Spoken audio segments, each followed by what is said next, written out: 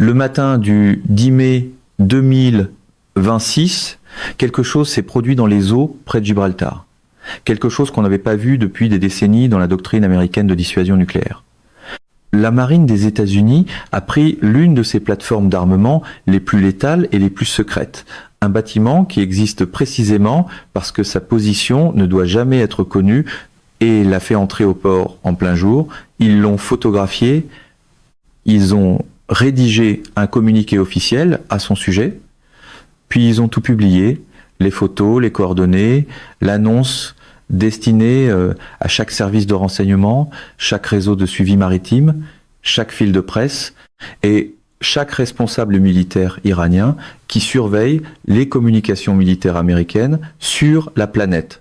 Un sous-marin lanceur de missiles balistiques de classe Ohio, un bâtiment pouvant transporter jusqu'à 24 missiles Trident II, chacun capable de livrer plusieurs ogives nucléaires sur des distances intercontinentales, avec une erreur circulaire probable mesurée en mètres. Un système d'armes si dévastateur et si délibérément gardé invisible que toute l'architecture de sa valeur dissuasive repose sur un principe simple. On ne peut pas détruire ce qu'on ne peut pas trouver. La marine américaine vient de dire au monde exactement où se trouve l'un de ses sous-marins. Ce n'est pas un accident. Ce n'est pas un conflit d'horaires. C'est un message livré dans le langage le plus retentissant de la puissance militaire. Et si vous ne comprenez pas ce que signifie ce message, à qui il est destiné et pourquoi il a été envoyé dans les 48 heures précédant le départ du président américain pour Pékin, alors vous ne comprenez pas encore à quel point ce conflit est proche de sa prochaine phase. Commençons par ce que représente réellement le sous-marin de classe Ohio, parce que la logique de dissuasion de cette plateforme exige une attention particulière avant que le reste du tableau puisse avoir du sens. Le sous-marin lanceur de missiles balistiques est la composante la plus survivable de la triade nucléaire américaine. La force de missiles balistiques intercontinentaux, ou ICBM, basés au sol, est fixe dans ces silos. Ces emplacements sont connus, cartographiés et ciblables par tout adversaire doté de capacités avancées de renseignement nucléaire. La force de bombardier exige des bases aériennes, une infrastructure de maintenance et un temps de vol entre ces bases et ces cibles. Mais le sous-marin disparaît dans 300 millions de 1000 cubes d'océan et devient effectivement impossible à localiser sans une capacité persistante de suivi sous-marin qu'aucun adversaire ne possède actuellement à grande échelle. Cette invisibilité n'est pas une caractéristique secondaire de la plateforme, c'est toute la logique stratégique de la plateforme. Un adversaire ne peut pas neutraliser préventivement une capacité de seconde frappe dont il ignore la position. Peu importe l'ampleur d'une première frappe qu'un adversaire pourrait envisager, les sous-marins restent immergés et indétectables. Ils sont prêts à livrer une riposte qui serait dévastatrice pour la civilisation. La puissance du sous-marin vient entièrement du fait que personne ne sait où il se trouve. Quand la marine fait surface avec l'un de ses bâtiments à Gibraltar et publie les photos dans la presse internationale, elle effectue une inversion précise et délibérée de cette logique de dissuasion. Elle ne démontre pas l'invisibilité, elle démontre la présence. Elle dit simultanément à tous les publics, nous sommes ici, nous sommes proches, nous avons choisi de vous laisser nous voir, et l'arme que nous transportons est l'instrument le plus destructeur que les êtres humains aient jamais conçu. Le régime iranien s'est réveillé le 11 mai et a vu ces photos. Chaque membre de la haute structure de commandement du corps des gardiens de la révolution islamique ou IRGC, chaque analyste militaire iranien, chaque responsable ayant accès aux renseignements d'origine électromagnétique a vu un sous-marin de classe Ohio au port, à portée de frappe de son pays, et ils ont compris que l'administration américaine avait placé ces photos devant eux délibérément, avec une intention claire. C'est ici que le tableau analytique devient beaucoup plus complexe, parce que le sous-marin de classe Ohio n'était pas le seul actif adjacent au nucléaire qui a bougé les 10 et 11 mai. Simultanément, un avion SXB Mercury de la marine américaine a été déployé en Allemagne. Si vous ne connaissez pas l'SXB Mercury, vous devez comprendre sa fonction opérationnelle précise, parce que son arrivée en Allemagne, au même moment où le sous-marin faisait surface à Gibraltar, n'est pas une coïncidence d'horaire.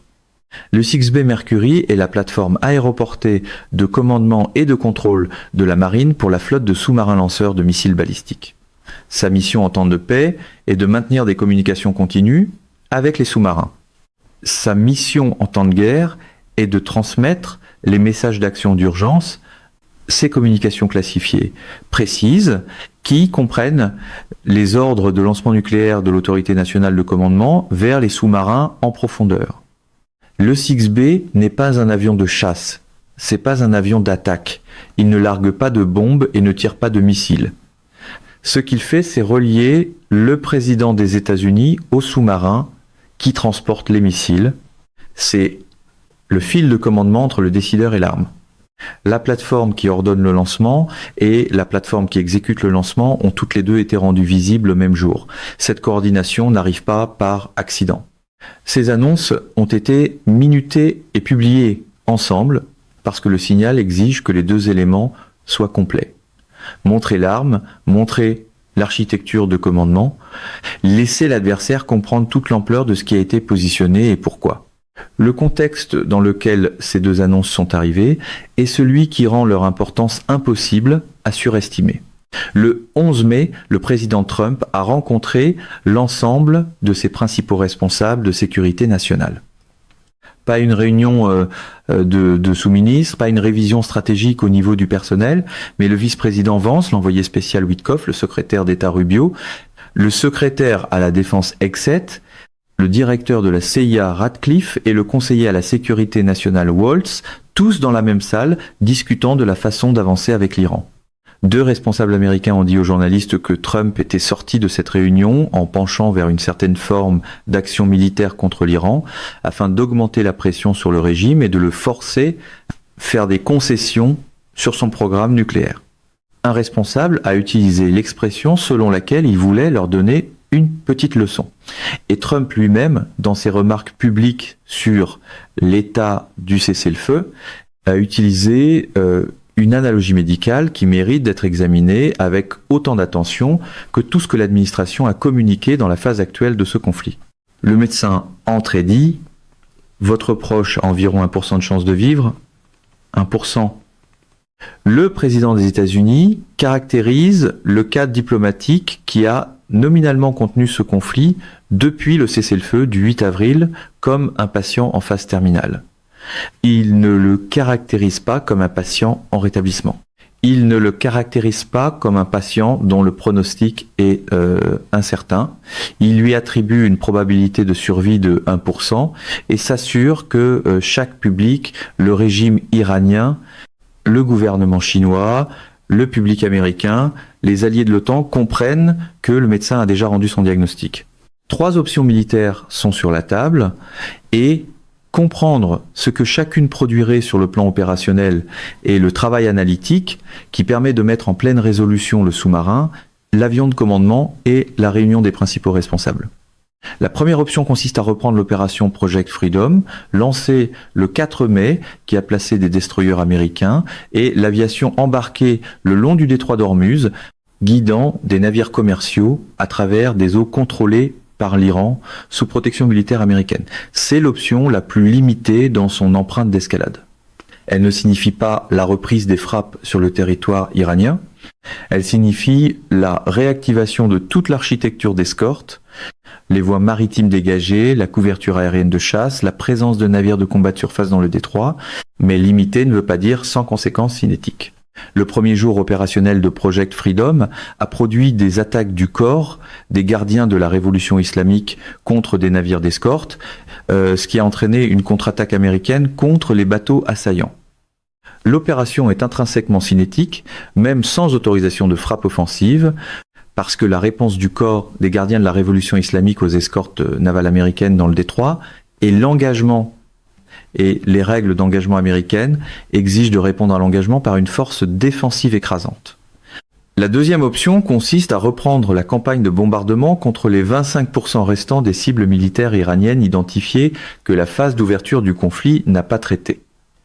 Cet ensemble de cibles n'a pas été ignoré dans la campagne initiale parce qu'il était considéré comme sans importance.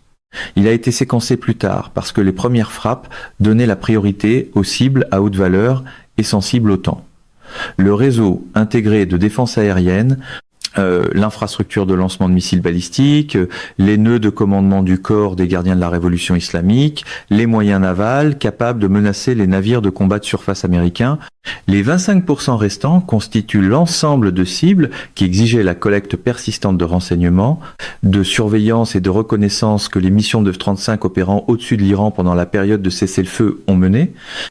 La flotte de bateaux d'attaque rapide et ses installations de stockage côtières, les batteries restantes de missiles côtiers que la campagne précédente n'a pas complètement neutralisées, l'infrastructure de soutien des sous-marins Gadir, les nœuds de commandement et de contrôle pour les opérations maritimes en SM, et les frappes potentielles de décapitation contre la haute structure de commandement du corps des gardiens de la révolution islamique que le plan de frappe israélien soumis à Washington avait désigné comme objectif prioritaire.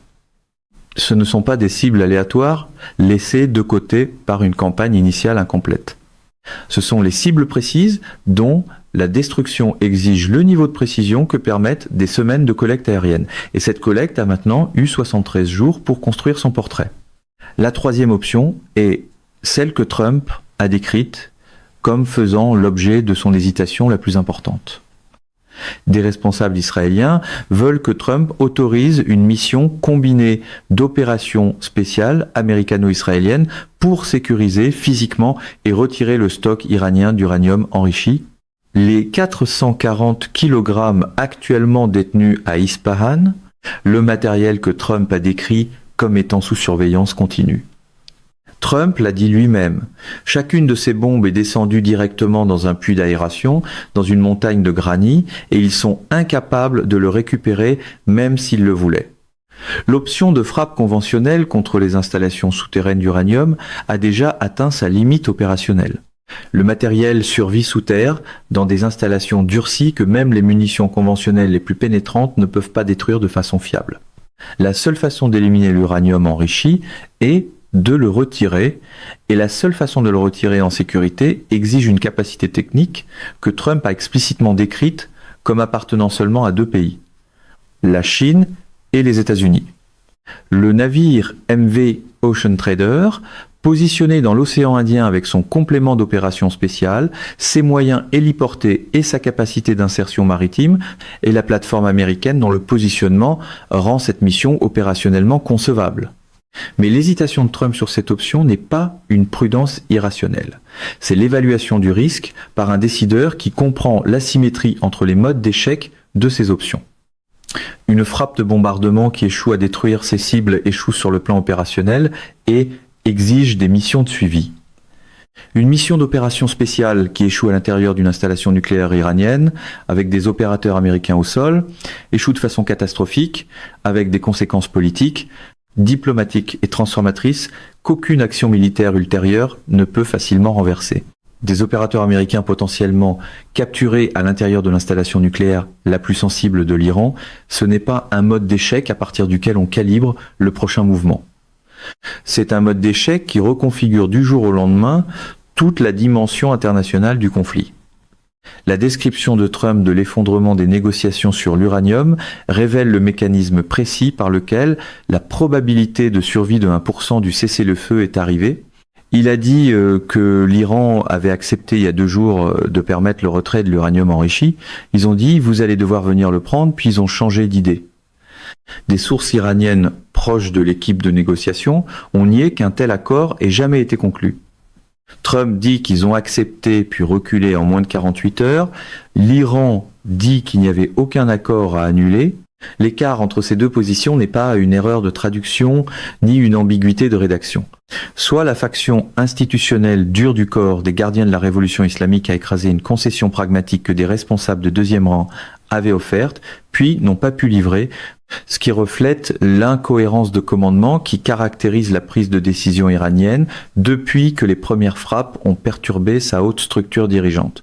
Soit il s'agit d'une mauvaise caractérisation fondamentale de ce que l'échange diplomatique a réellement produit. L'une ou l'autre possibilité est également dommageable pour la probabilité de survie de la voie diplomatique. Et dans tous les cas, l'uranium est toujours à Ispahan. La réponse publique de l'Iran à la sortie en surface du sous-marin, au déploiement de l'E-6B, à la réunion des principaux responsables et à la caractérisation du 1%, a été livrée par l'appareil de communication de Khamenei et la voie institutionnelle du corps des gardiens de la révolution islamique. Nos forces armées sont prêtes à livrer une réponse bien méritée à toute agression. Une stratégie erronée et des décisions erronées mèneront toujours à des résultats erronés. Nous sommes prêts pour toutes les options. C'est la communication d'une institution qui ne peut pas se permettre de montrer à son public intérieur autre chose qu'une confiance maximale, parce que toute communication reconnaissant la gravité de ce qui a été positionné contre elle serait une communication qui mine la position politique interne de l'autorité institutionnelle du corps des gardiens de la révolution islamique. Les indicateurs observables de l'activité militaire iranienne pendant la période de cessez-le-feu racontent une histoire différente des déclarations publiques. La dispersion des missiles et lanceurs restant vers de nouvelles positions, l'accès aux installations de stockage souterraines pour l'inventaire et l'évaluation de maintenance, la flotte de bateaux d'attaque rapide préparés dans des abris côtiers, les sous-marins Gadir déjà déployés dans le détroit. L'Iran ne se prépare pas à une résolution diplomatique. Sa posture opérationnelle militaire est celle d'une force qui a conclu que la reprise des hostilités arrive, peu importe ce que produit la voie diplomatique. Le compte à rebours de 40 jours du stockage pétrolier que le blocus du détroit d'Ormuz fait peser sur l'économie iranienne depuis la fermeture du détroit entre maintenant dans sa phase finale. La réserve stratégique de pétrole de l'Iran et sa capacité de stockage commercial, bâtie pendant des décennies précisément pour des scénarios de crise comme celui auquel le pays fait maintenant face, approche du seuil, où l'application continue du blocus commence à produire des dommages économiques irréversibles qu'aucune concession diplomatique à court terme ne peut rapidement renverser. L'horloge économique et l'horloge militaire tournent simultanément, et les deux convergent vers le même point de décision. Le sommet de Pékin est la contrainte qui façonne le plus directement la question du séquençage sur laquelle l'équipe de sécurité nationale de Trump travaille apparemment. Trump arrive en Chine dans environ 48 heures pour une visite d'État de 2 jours couvrant la question nucléaire iranienne, le commerce, Taïwan et tout le spectre de la compétition stratégique américano-chinoise. Un président américain qui reprend le bombardement du territoire iranien 48 heures avant ce sommet arrive à Pékin après avoir tout juste lancé une action cinétique à laquelle la posture législative déclarée de la Chine contre conformité aux sanctions américaines est précisément conçue pour répondre. La réunion qui devait produire un certain cadre de coopération chinoise sur l'Iran, ou au minimum gérer la relation américano-chinoise pendant la phase finale du conflit, commencerait dans le contexte de frappe reprise plutôt que comme l'alternative diplomatique à celle-ci. Avant le sommet, cela signifie un signal d'escalade maximale à l'Iran et à la Chine simultanément, mais aussi une perturbation maximale du canal diplomatique qui pourrait produire une coopération chinoise.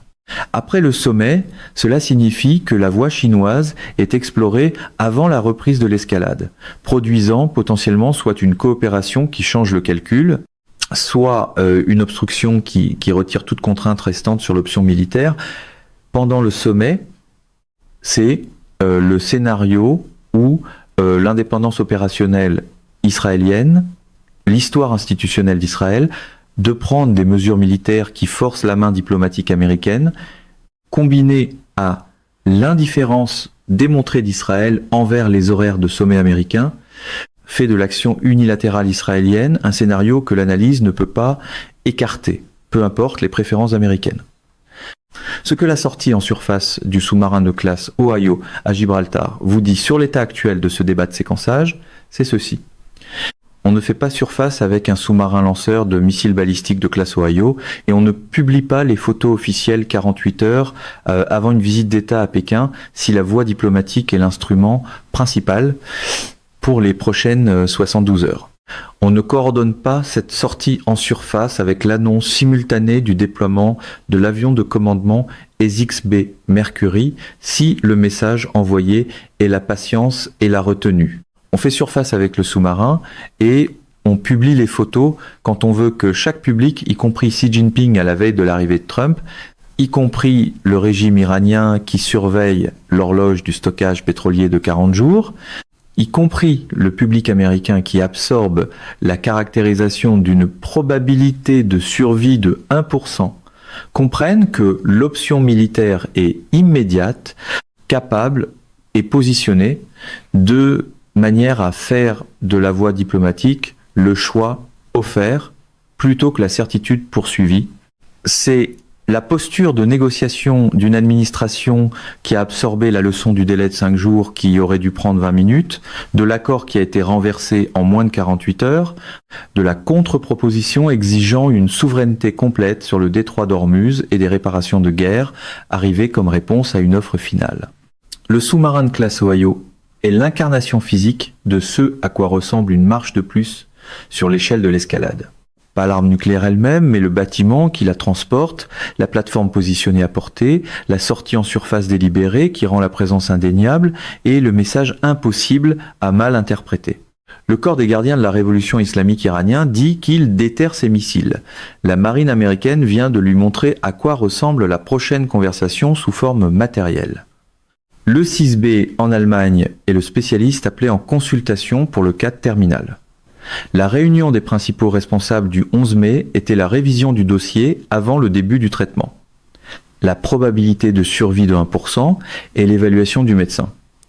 Et l'uranium enrichi que l'Iran aurait accepté de transférer il y a 2 jours avant de changer d'idée se trouve toujours dans la montagne de granit que seuls 2 pays sur Terre ont la capacité de vider en sécurité. Le sous-marin est à Gibraltar. L'avion de commandement est en Allemagne. Le dossier de ciblage a eu 73 jours pour être raffiné. Les principaux responsables se sont réunis. Le sommet de Pékin est dans 48 heures et l'horloge qui tourne depuis la signature du cessez-le-feu, maintenant sous assistance respiratoire, approche du moment où 1% devient la réponse plutôt que la probabilité. Mesdames et messieurs, notre émission d'aujourd'hui s'arrête ici. Nous vous invitons à partager votre avis personnel dans la section des commentaires ci-dessous. Perspective politique vous salue et vous donne rendez-vous très bientôt